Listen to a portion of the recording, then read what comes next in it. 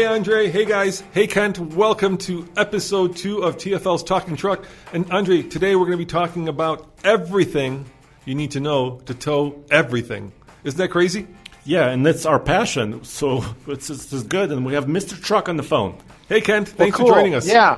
Oh, you bet. And towing trailers can get kind of, can get complicated, and that's why we're doing all this, so you can kind of have an idea of where you're headed. So basically this episode is all about towing 101. So if you guys are out there considering towing your lawnmower, to considering towing a fifth wheel, to towing big semi-trucks loads, we're going to be talking about it today. And I'm super excited because, well, we've got a guy called Mr. Truck. Who else knows more about towing than Mr. Truck? Mr. Truck? Nobody. Yeah, we gotta look far and wide to find that guy. Nobody. Yep, and that would be you. And you've got your CDL, right? You've got your commercial driver's license. Yes, I've had it. I had the first one a long time ago, and back when I was like 16. I got the second one in 2011. All the one. What was that? 1920? When was that, Kent? Oh, I don't know. Moses was hanging out a lot, and so we had Noah's Ark in the backyard. But no, that was a long time ago. But yeah, and then they changed it. The 1-tons used to all be rated at 26 gross combined. Now they jumped to 30. So almost anybody driving a 1-ton could be in trouble if they don't have a CDL back from 2011.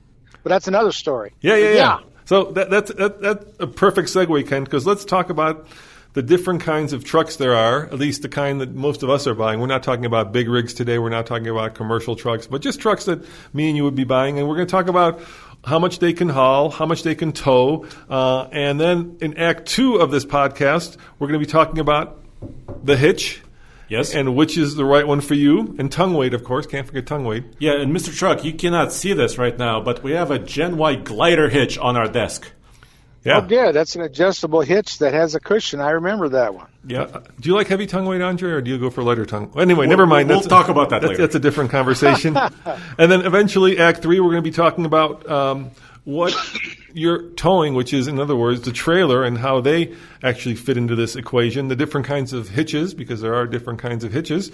And then finally, do you need two-wheel drive or four-wheel drive? And then at the end, we're going to answer your questions, boys. So let's get started. Andre, why don't you define the different kinds of trucks, please?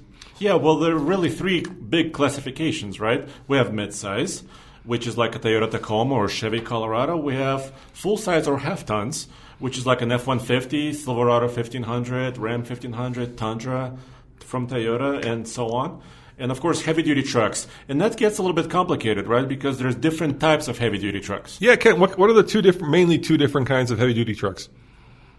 Well, there's 3/4 ton and 1-ton. 1-tons can be dually or not. And, 3/4 tons we're used to, like an F-250 Ford, a 2500 GM, or 2500 Ram.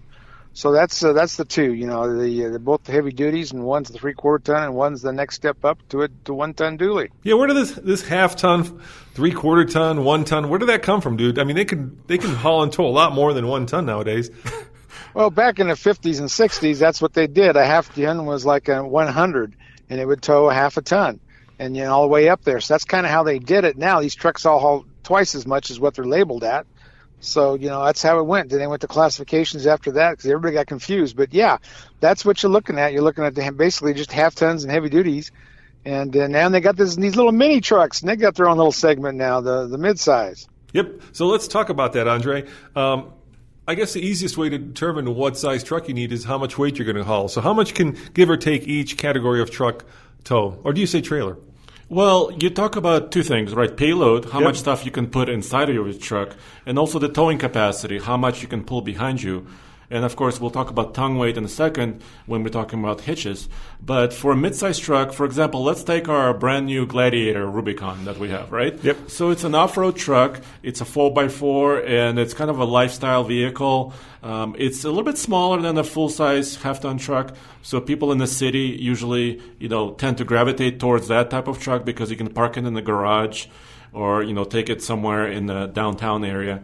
And payload is around 1,200 pounds on a truck like this. It can vary, right? You can, with more options. So payload is how much stuff you could put into it. Yeah. And that's not just like bricks in the back, but that includes people, dogs, your power bar, whatever you stick in the truck. Yeah, your family members, whoever you're carrying. Yeah, Fido. Your mother-in-law got to fit, yeah. And how much can that truck tow, give or take? So about 7,000. Okay, 7,000. All right. So Kent, what would that mean? What could you tow with that thing? Probably what? A small boat, maybe. Your ATV. Yeah, right. That's a recreational vehicle. So exactly, boats and those the Sea-Doos, all those things, and a small horse trailer, all the things that won't go much over 7,000 pounds will fit those midsize. So like a one horse or 2 horse trailer, maybe you could probably do right with the horse. Of course. Aluminum trailer. It could be a 2 horse with aluminum trailer. Yeah, that's like the Ranger. What's it to rated 7,700? That'll pull a 2 horse trailer. We've done that many times. So, but yeah. Here's a big controversy, Mr. Truck and Roman. People say, manufacturer tells you one thing, right? They use the J2807 standard to determine these tow ratings. They say 7,000 pounds, this truck can do it. And we've proven it, several times on the iGauntlet, our World's Toughest Towing Test. But a lot of people say you don't want to push your truck all the way to the limit. Mr. Truck, what do you say to that? I mean, would you recommend towing at the limit or below the limit, or how do you judge that? And before you answer that, Ken, if you guys don't know what J2807 is, listen to episode 1. All right, go ahead, Ken. Should you tow the limit? Should you fill up a Gladiator with 7,000 pounds of stuff that you're towing? Well, it's a common sense question. Like if you're towing up a big mountain, you may not want to be at that maximum payload, sometimes your owner's manual will break it down on how much you lose per altitude. But that stuff I'm coming from the commercial world, so I always towed everything at the maximum because that's how I got paid. That's how I hauling hay, hauling tractors, whatever. So I've always liked that number. And then if I haul an animal like a horse or a llama or something, I went 10% below that. Because a moving animal has a whole different characteristics to the trailer. You get sway and you get a few other things. So that's how I've looked at it. I go for maximum, but then again, it's common sense. Mountains, where you're at, all those kind of things, the conditions of it. And that's similar to the 2807. They kept pushing all these numbers, 10% on bumper pulls, 15% on goosenecks. Well, we can get more into that in the trailer side of it. But to it, you also can, some of that changes with weather patterns. If you got really slick roads, you want to be a little heavier on the tongue weight. But, so that we'll talk about that later. Yeah, but anyway, we'll get to that. Tongue weight's important. And Andre, I'm listening to this at home and I'm wondering, where do I find out how much my truck can weigh? How to tow? And how much, and where do I find out what the GVWR is, right? Which is how much stuff I could put into it. So where is that? If you're thinking about buying a truck or if you have a truck, how do you find those numbers? Well, first of all, if you think about buying the truck, go to TFLtruck.com. I'm sorry. Or MrTruck.com. Yep, for sure. Yeah, there's a book, too. There's a book that has that in it. Yeah. We also wrote a book several years ago called Truck Nuts Book. But if you don't want to go to those places, but you should, if you don't want to go to those places, you go to the manufacturer website, and they actually can give you the specifications. But if you already have a truck, just open your driver door and look in the lower door sill, and there'll be a sticker.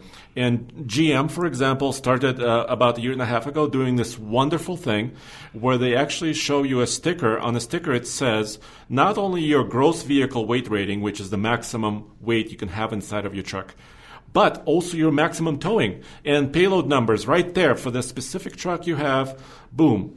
And if you don't have a GM, right, all trucks will give you the payload sticker, basically the exact payload that your truck will be able to carry. So website, manufacturer website, sticker in the door jamb, that'll tell you how much, the maximum. It won't tell you how much, it'll tell you the maximum. Right. If you're go ahead. Go on the GM. That actually tells you what that truck will haul, which is really neat.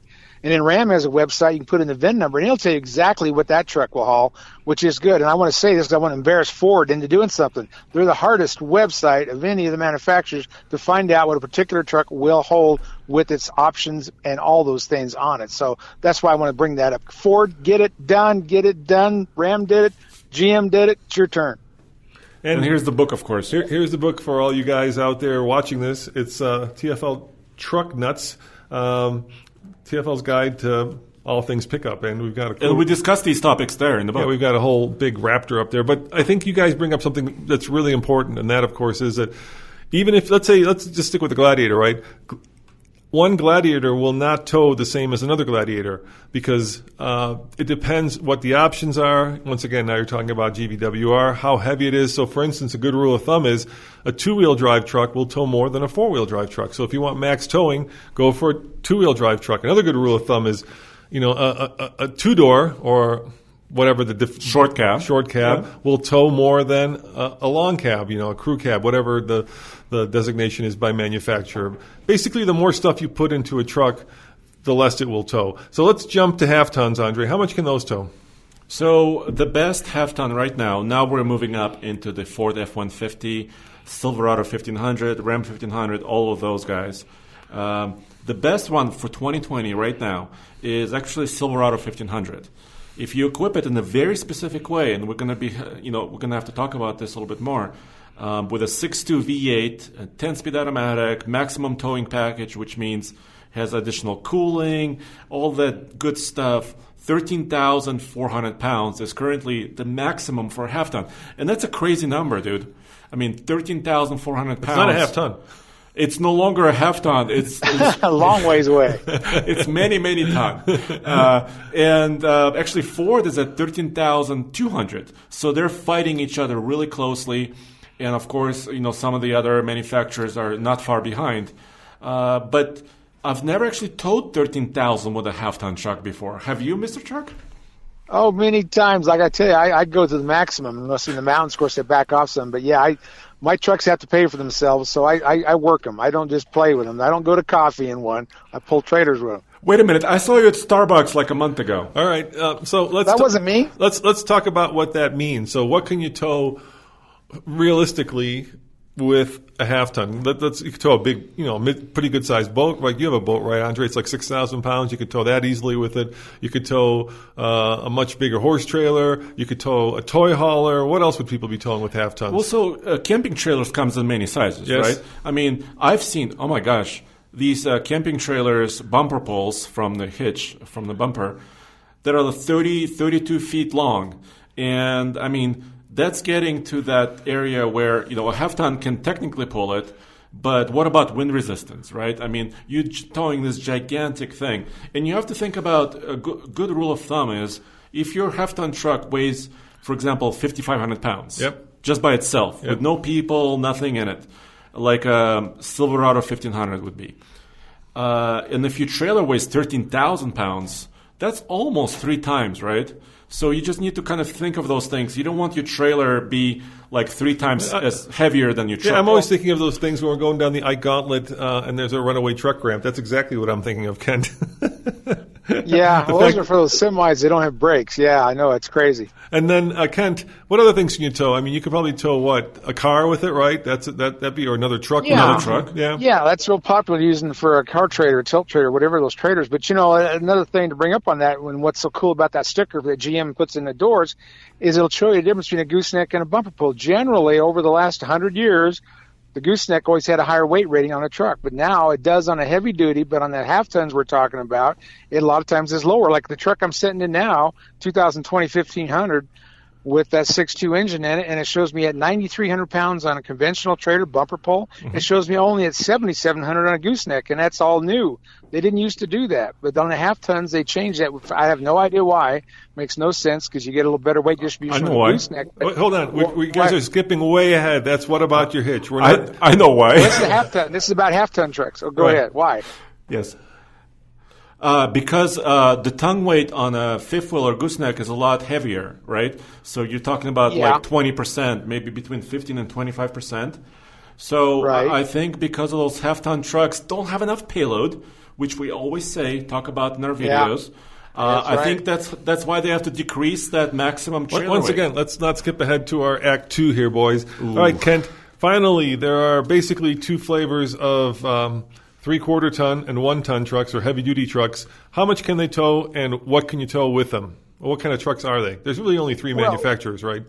Yeah, the 1-ton dualies, you're getting up there, 30,000 to 37,000. And that's on a dually, and that's, certain specified truck. It's a 2-wheel drive single cab. So you got to watch that, too. Don't go get your loaded trucks and think they're going to haul 37,000. And the other one, on the 3/4 ton, you can get up in the mid-20s, 20,000, 25,000, all that for towing with, like an F-250, 2,500 GM or Ram. So that's the big step for the traders. You got to know what you're doing when you tow those traders. And that's the size of the big fifth wheel RV trailers, toy haulers, flatbeds, the commercial guys getting into the the 350s and the 3500s. They tow the big loads, over 30,000 pounds. The hot shotters going up and down the road with those 40-foot trailers like we used a month ago. Yeah, exactly right, Kit. And let me ask you this. What is the advantage of a dually? Let's say you get a 3500, right, versus a single rear wheel, because those are two different kinds of heavy-duty trucks that you can get. Why do people want dualies? What's the biggest advantage of them? Well, dualies are just fun to drive through windows and watch your fenders fall off. No, I'm not kidding. You got extra tires, so you got extra braking. You also have extra cushions, so if you blow a tire, you have a little more time with a dually, because you might have one tire that still works for a little while, but that's what they are for the bigger loads, and that helps you on cornering a lot of things. That extra tire in the back, it handles better. It does a lot of things, but it also costs you fuel and other considerations. But it's a safety factor. And more tire cost, right? Because you need 6 tires versus only 4. That's true. Yeah. And more stability, too. And Andre, big stability. Before we get into the different kinds of hitches and the way you can hook up a trailer to them, what about the Titan Xd? Where does that fit into? That's a really weird kind of diesel truck with the Cummins. Why is that? Where does that fit into this? Sure. They still make that truck? I thought they discontinued. Go ahead. Heck yeah, they make it. No, not the diesel though. Diesel's gone. Yeah. So the diesel Nissan Titan Xd the engine has been discontinued, but the Titan Xd truck's still there. And that's what they call a tweener truck, right? Yep. It tries to split the difference between the full-size half-ton and the heavy-duty truck. So it has a capability somewhere in the middle, or at least that's what they were, trying to hit, right? And a lot of other manufacturers, they don't call them tweener trucks, but for example, the latest 2020 heavy-duty trucks, like the 2500 Silverado heavy-duty we recently tested, had a classification weight somewhere in this gray area. It was over 10,000 pounds, which just technically makes it like a 1-ton, but they didn't call it a 1-ton. So there could be gray areas in here, but if you want basically a big, beefy truck, the Titan XD has a big frame, right? Big wheel hubs, just strong brakes, and the Titan XD is meant for hauling. That's kind of what it is. And actually, that brings up a great question for you, Kent. What do they do to make a truck tow more weight? So when you step up from a half-ton to a 3/4 ton and then to a 1-ton, what physically changes in the truck? Because oftentimes the engines don't change, right? But something has to change to make it capable of towing more. Well, we covered that magic spring dust in the last episode, but this time they sometimes they do a little more. I mean, when they get to the heavier weights, like you go to a 1-ton, in some cases they've got a heavier frame, they've got some heavier springs. They used to be, they're almost the same spring stack in all of them, but now they usually use a little different spring where it's one extra leaf or whatever it is. And, it's interesting. It's not easy to do, but they still use the same tires, the same 10-ply tires. And, the wheels, that's why they're kind of limited to a 17. The backbone on sometimes changes. How about axles? Do they use bigger axles? Not necessarily. At times there is, but you just like on a Ford, say going from a 350 to a 450, they are different axles. But they, max towing capacity, you probably could get a 350 with a better axle than what a 250 would have. Lugs? More lugs? So it's, no, they're all going to be 8, except when you get into the 45, the 450s and all that, then you can go to a 10. But no, 8s are all the way from 3/4 ton to through a 1-ton dually are all 8s, 8-bolt wheels. But half-tons are 6 usually, 6 lug nuts. I think they're all 6 now. Yeah. And since we're still on heavy-duty trucks, probably the biggest difference between the two, besides the 3/4 ton and the 1-ton, is the fact that some come with diesel engines and some come with gas engines. What's the difference between those two, Andre? What's the biggest difference between getting like the F-250 with the 7.3 or getting it with the Super Duty? With a big Power diesel? stroke, yeah. Well, it's usually just the towing capacity. So if you look at the spec sheets, and by the way, Mr. Chuck, you're right. Ford needs to make it easier for people to look up their numbers.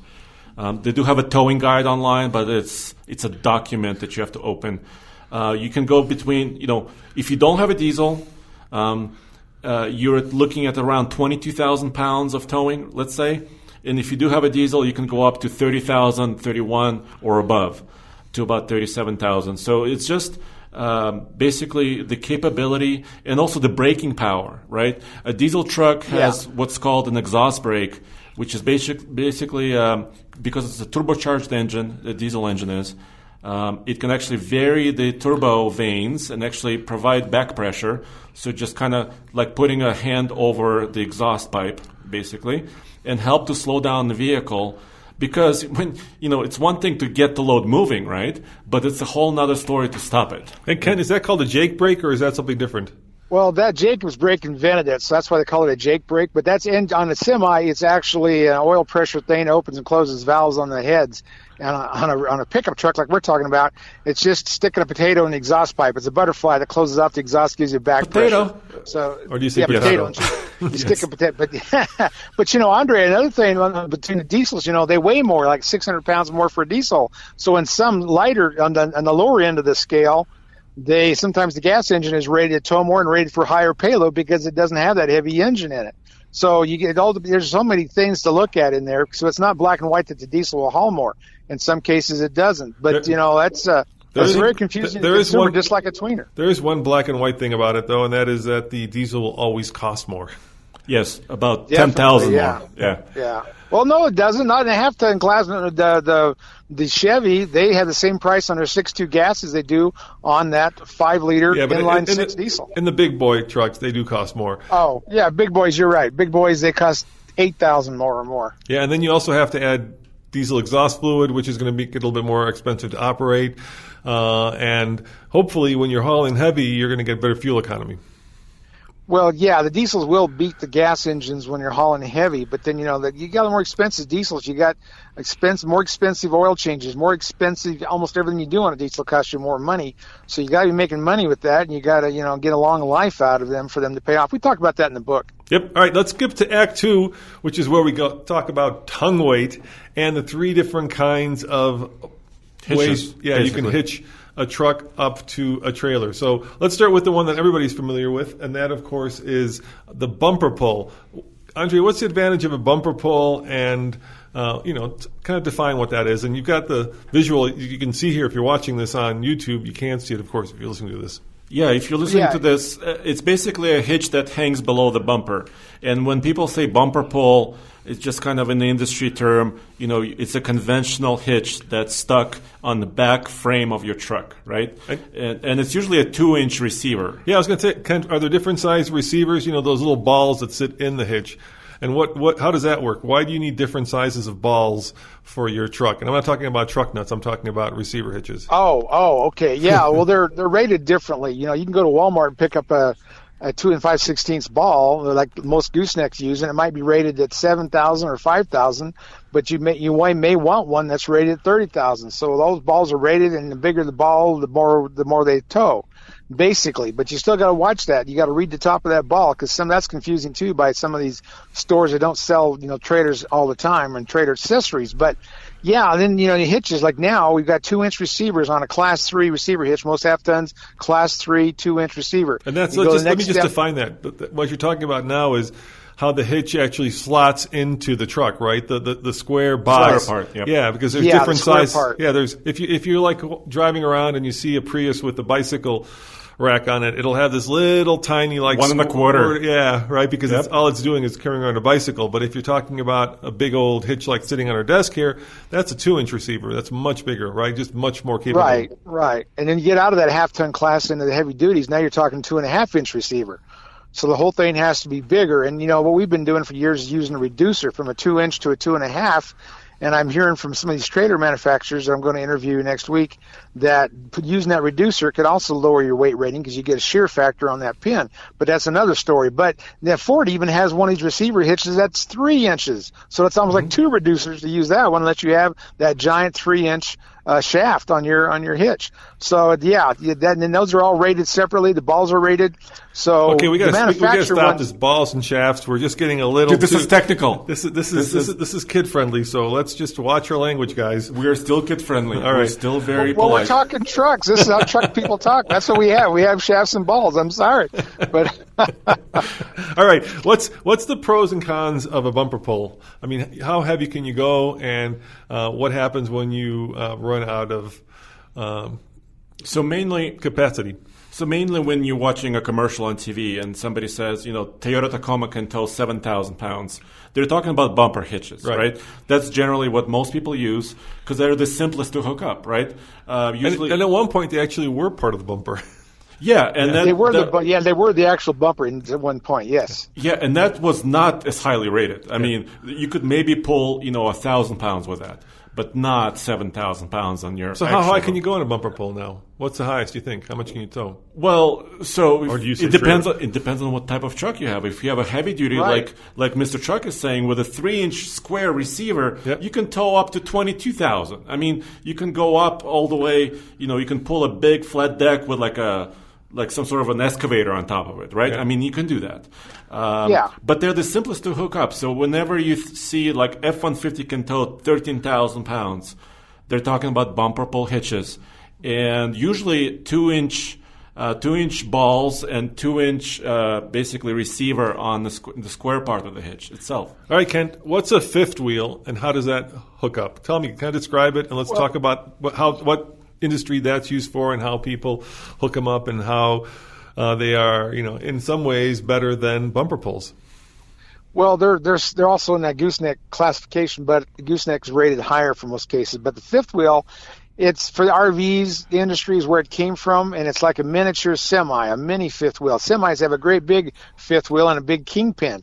This kingpin slides through the triangle and hooks up, and that's how the what we call the mini fifth wheels do now.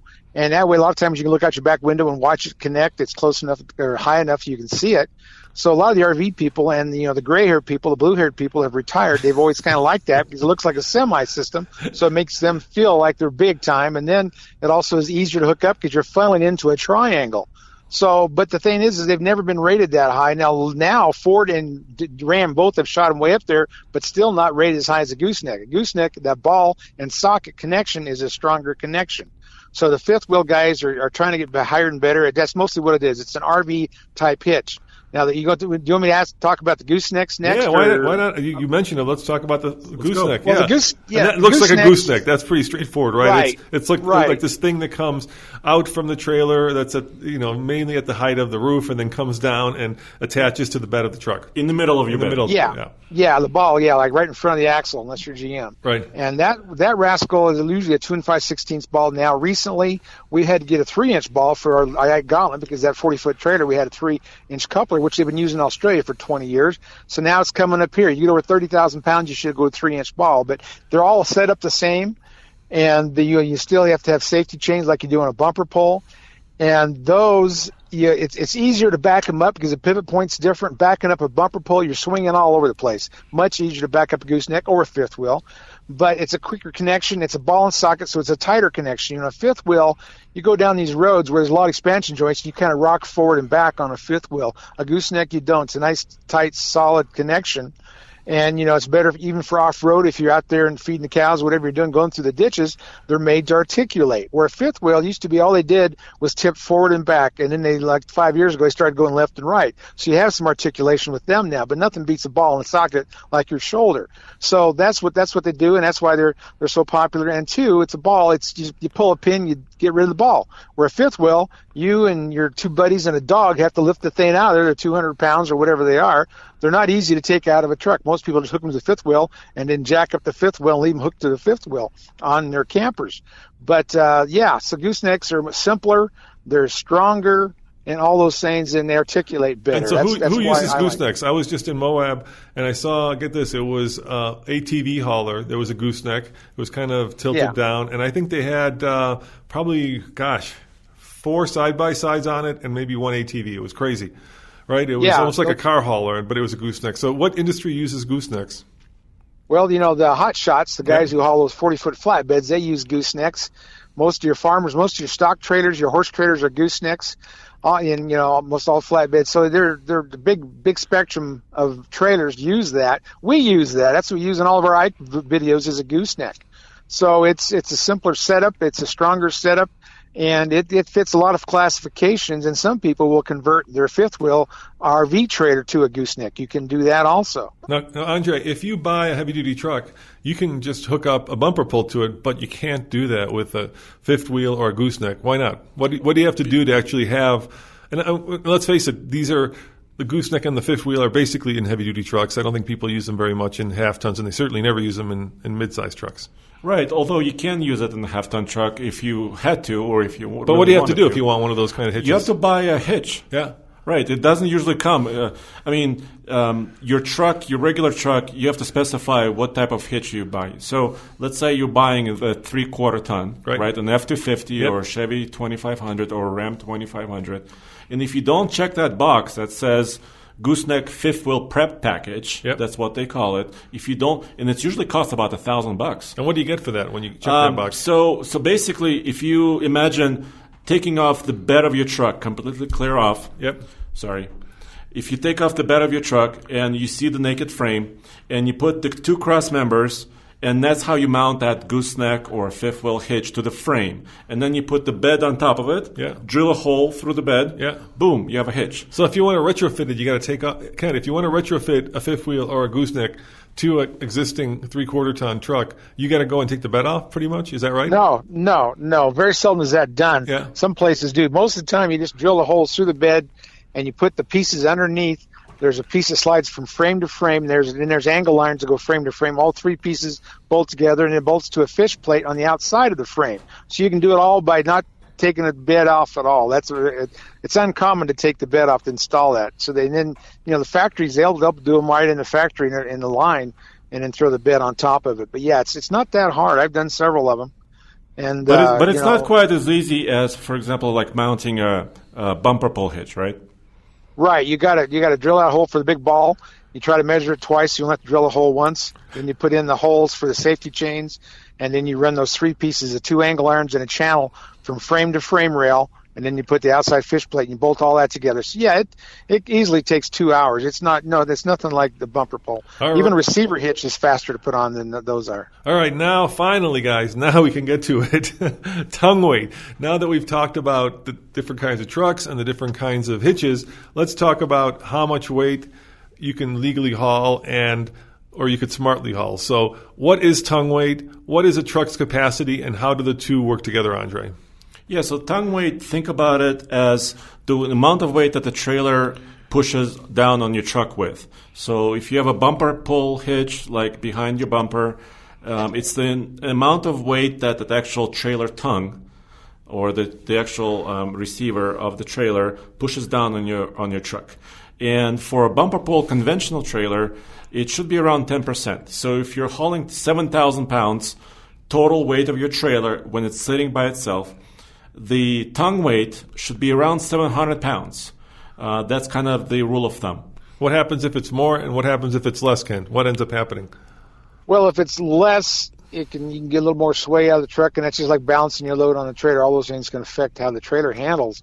But if it's, it's not going to hurt you as long as your load's balanced to have a little less. A little more, that's when you're starting to put pressure on the brake bearings and brakes and all those kinds of things, relating. And that's why they do that 10% is try to make sure you do balance your load so that you're not overloading the hitch, and that's 10% of the weight of the trailer loaded. So that's the safety part where you need to adhere to that. And it's, goosenecks, it's the same thing. It's weight on that gooseneck. But the goosenecks, the SAE says 17. They start off by saying 20%, and then they argued about it, thinking, the whole idea, this is something you need to know when you're looking for a truck, is the weight, like we talked about, the payload may not equal what the tongue weight is.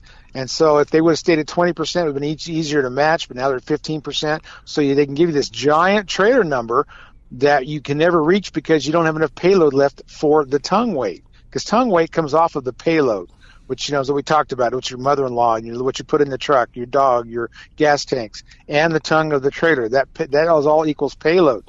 So that's the number you got to be careful with on these trucks, especially the half-ton. So let me define a couple of really important things here that you guys kind of went through really quickly. And so let me back up this truck just a little bit. So the first thing, Andre, that Ken talked about was getting the load right. And I guess the easiest way to explain that is, let's say you have a flatbed trailer and you're pulling a car onto it, right? You're going to haul the car. Now, you've got a couple of choices. Let's say that trailer is what? Let's say it's an 18-foot trailer, right? And the car is how many feet? Well, let's say your wheelbase is about 11 feet, right? So you can take that car and you could push it all the way forward, or you could push it all the way back, or you could put it in the middle. So that's what Ken's talking about when he said balancing the load, right? And if you take that car and you think that it's a front engine car, unless it's of course a Porsche, right? It's going to have all the weight on the front, and if you push that car all the way forward, what's going to happen to your tongue weight? Well, you're going to increase your tongue weight, right? So now you're having more squat on the truck, Yep. right? Because you're pushing on the truck with a heavier load, you're increasing your tongue weight. And, I mean, it's okay if your truck can handle it. But what if your truck cannot handle it? And so how do you know how much, Kent, how do you know how much weight you're putting on the tongue? We have a Genie Hitch here. They have a solution to that problem. How do you know how much weight? Well, that's something we use as scales, and it takes about 3 times across the scales to do that. Or something like a weight safe. They have a scale built into the hitch. Now they've got a weight distributing, so you can actually change it by moving the spring arms. So that's another story. But what you would do is, Let me just stop you right there. So Genie has a hitch, the Way Safe. Gen Y has a hitch. Yeah.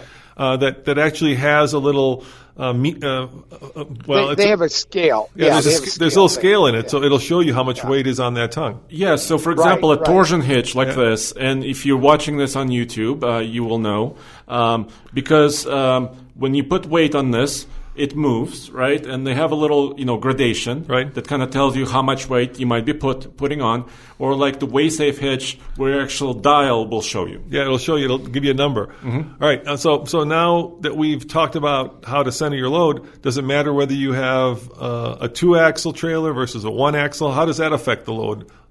Well, a one axle. Oh, go ahead. Oh, well, I was just going to say, let's talk about decreasing tongue weight. You mentioned the car pulling on the trailer, right?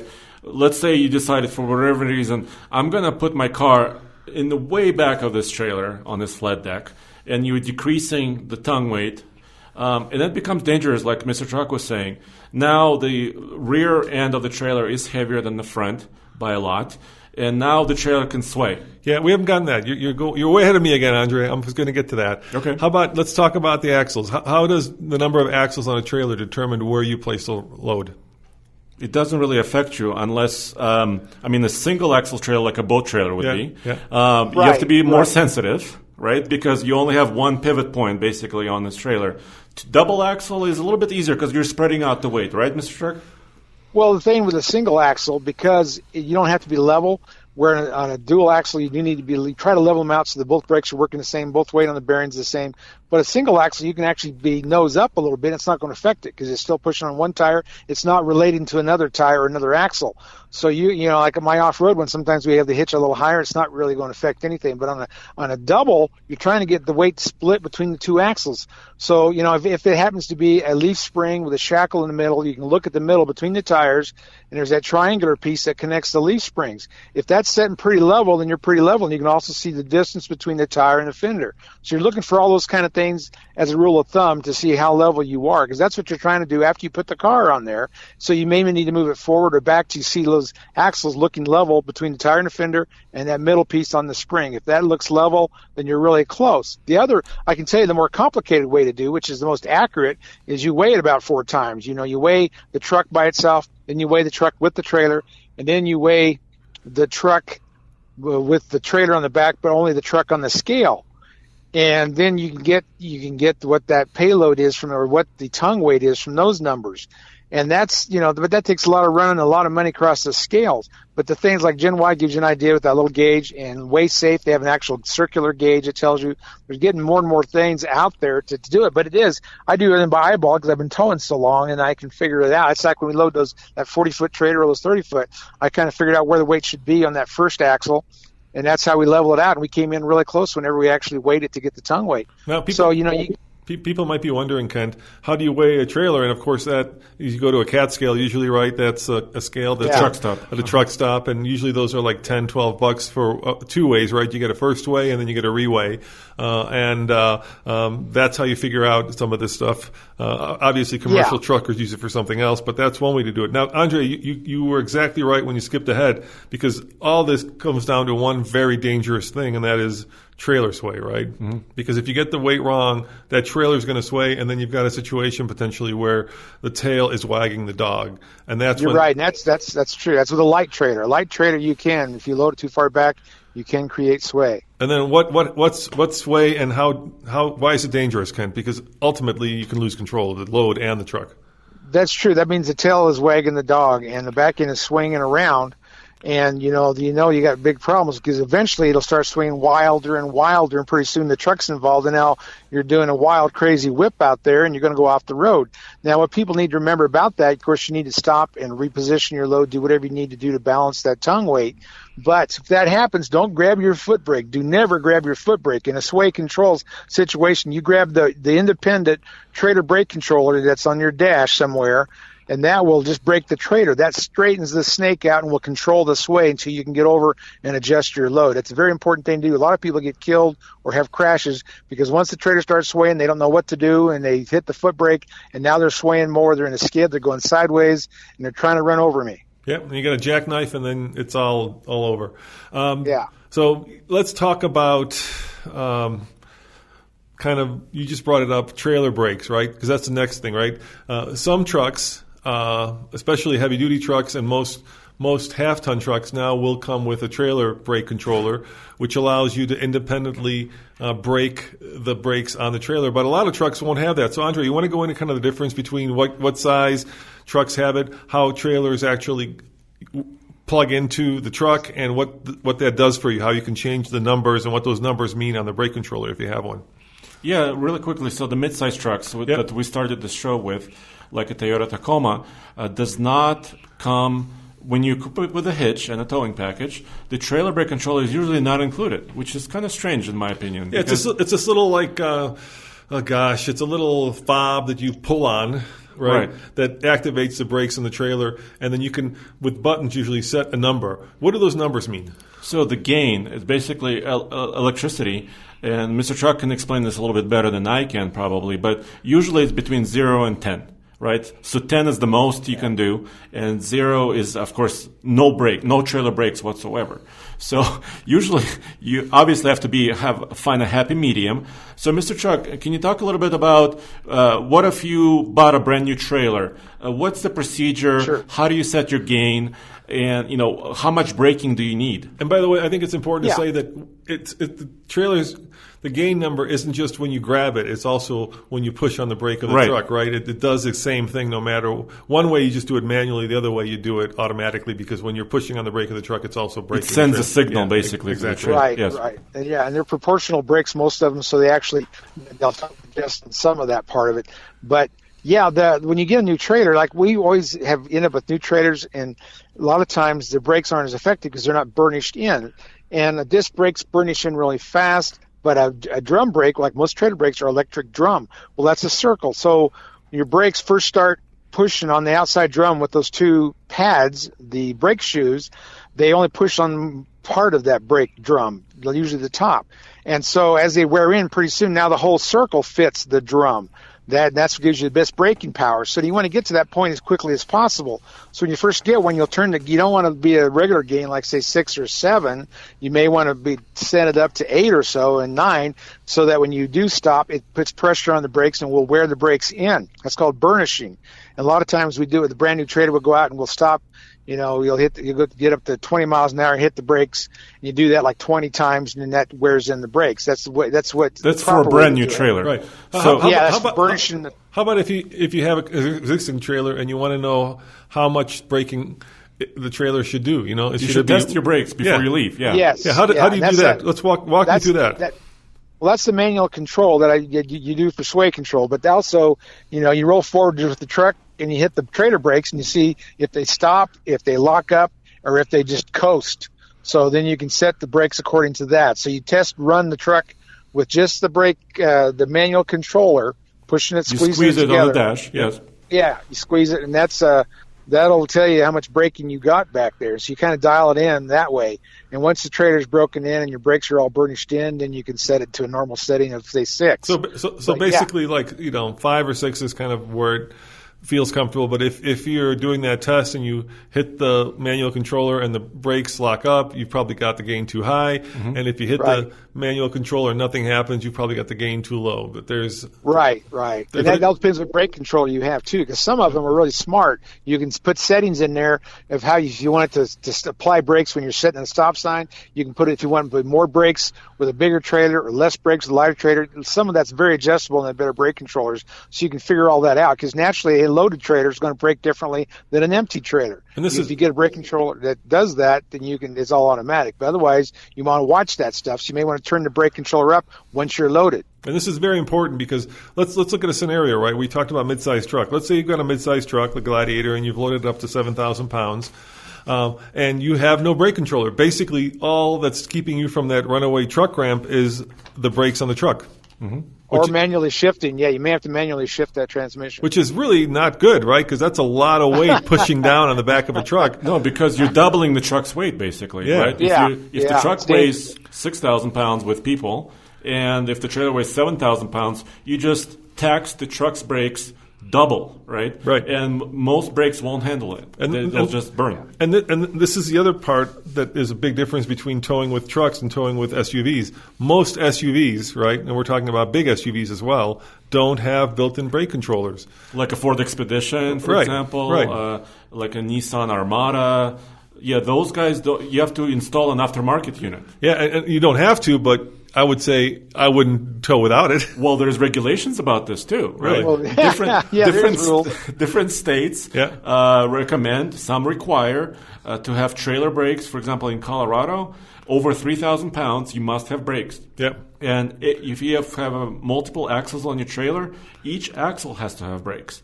Exactly. Colorado's good on that. Yeah, because we have mountains, right? California has similar regulations, but they actually require brakes that are like 1,500 pounds of trailer. So, I mean, different states manage this differently. Yeah, basically the rule of thumb is I wouldn't tow without a brake controller, right? You want to be safe. You want to be safe. Yes. I mean, you can do it legally, but is it smart? No. Is it dangerous? Yeah. I think it gets really dicey, especially if you're in a place where you're going to be going downhill a lot. Yes. Well, yeah, and then you can buy brake controllers that are built into the trailer, too. Like you guys have one, a Prodigy, that you just hook it up to the wiring on the trailer and go. You plug and go. There's several companies making those if you don't want the wires inside or don't want to worry about doing all that hooking up. So you got some alternatives. That's a good solution. So we have a Prodigy one where you can actually install it on the trailer, and then you never have to plug it into the truck, and you have a wireless brake controller that you put in the truck. And so it works with the unit that's actually installed in the trailer. So even if you don't have a built-in brake controller, you can have a brake controller. And the upside of that is if you're switching vehicles like we do a lot, right, then it makes sense because you can go from vehicle without a brake controller to another one and have one basically. Mm-hmm. There's different aftermarket solutions, absolutely. All right, before we get to the questions, guys, because we're running out of time again, let's talk about the different kinds of trailers. And there's so many different kinds of trailers, right, Kent? Yeah, there is. I mean, and they're all different. They're all different heights, different widths, and different drag of wind. You know, just like the big billboard cargo trailers, they have a lot of side winds, so you really want to weight distribute and hitch on those. But then the big nose ones, the ones that have a V nose, those are better pulling. Flatbeds are easier to tow. So let's just start with kind of the basic trailer, which are flatbeds, right? And those come from kind of ramps to they have tilt trailers, right? And those are basically used for hauling cars or hauling stuff. And it's just basically a flatbed with wooden slats that you can drive up on, and you can haul like excavators on them. These are the kind of trailers that are the all-purpose kind, right? Lawnmowers, anything. Right. Yeah. Right. Then the next big category I would suspect are like horse trailers, and those come in all kinds of different shapes, sizes, and flavors, right? You've got horse trailers for 1 horse, for 2 horse, with living quarters, right? And they get expensive and they get really fancy. Yeah, the thing with those two is like a flatbed. You got better visibility unless you're towing all the way to the edge, so they're nicer to tow. You get RVs, a lot of them are 8.5 feet wide, so your mirrors barely can see around the corner. Now that we got these new camera systems, that's been a big change in how that works. But yeah, and they all have different, the flatbeds don't resist the wind. You get some of these big cargo trailers, and it will push you all over the road, especially in Kansas. Well, now it's Colorado that has all this wind. So, you got that. I really appreciate the last big thing we went with Chevy. They had 3/4 tons, which aren't required to have weight distribution. They put it on anyway just for the wind on those big box trailers. And that's a whole other conversation about weight distributing hitches, so we'll save that for another show. But we're talking about different kinds of trailers. We got flatbeds, we got horse trailers. You just mentioned the other kind, which are recreational vehicles, right? RV trailers, campers. Or like a race car hauler. I mean, it's usually a box. Yeah, that's a toy hauler. Like a toy hauler, or maybe like a cargo mate, like we used to use, right? It's just basically a rectangle on wheels. Yeah, and they all have their ups and downs, and it really depends on what you're going to do with them. What's the most popular kind, would you say, out there? Well, Flatbeds? the flatbed's probably the most popular. Yeah, that's my guess because they're everywhere. Everybody's always got a flatbed. If you don't have any other trailer, that's the one you have. They're and the cheapest. There's dump trailers. Yeah, they are. And there's dump trailers. There's all kinds of trailers out there, and they all have different characteristics, and for different axle sizes and all that for the loads. But we're going to someday do one of the Cimarron tests where they have a big sharp V-nose gooseneck and then they have a blunt gooseneck, and we're going to pull them and see the difference in fuel mileage because there can be. We've seen that happen with the big flat nose trailers. They suck fuel like crazy. And, that's probably maybe part of your buying decision if you're looking to buy a trailer. The last 5 minutes of the show, let's talk about questions. Brian writes it and says, I have a question regarding an F-150 with towing. Good question. I'm looking to pull about 6,000-pound camper trailer, and we have narrowed it down between the 2.7 with the V6 or the 5-liter V8. My local dealership has told me if we equip it with the 2.7 with an axle ratio of 3.73, it will tow just under 9,000 pounds. Once again, you have to go to Ford's website and figure that out, right? Yes. And the 5-liter engine with a 3.55 axle ratio is rated to tow about the same amount. Both of these trucks are in crew cab short box configuration. From my understanding, both of these trucks will be capable of towing the trailer. However, I'm just looking for an expert opinion as to which of these engines axle ratio combinations will be better. We just looked to lease the truck for 3 years, so I'm not worried about long-term reliability, just short-term. The truck will be used for towing on weekends and odd trips around the hood and long-distance trailering. So, 2.7 with the 3.73 or the 5-liter with the 3.55. Keep in mind the 2.7 is a turbo.